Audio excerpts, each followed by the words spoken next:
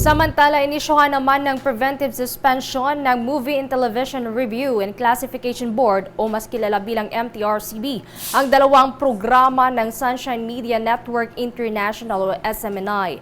Kabilang sa mga ito ang Gikan sa Masa para sa Masa, kung saan lumalabas si dating Pangulong Rodrigo Duterte at host naman na si Pastor Apollo Quiboloy.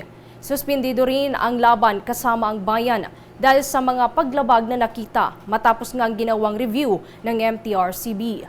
Kabilang nga sa sinasabing violations o paglabag ng programang Gikan sa Masa para sa Masa ang umano'y death threat na binanggit sa loob ng palatuntunan.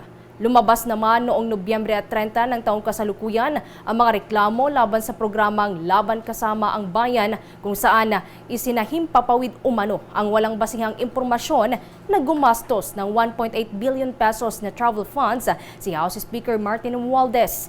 Dahil dito kalahating buwan na hindi maaaring sumahimpapawid ang nasabing programa, kaakibat ng mga direktiba ng MTRCB na kailangang iwasto ng SMNI ang naturang mga pagkakamali.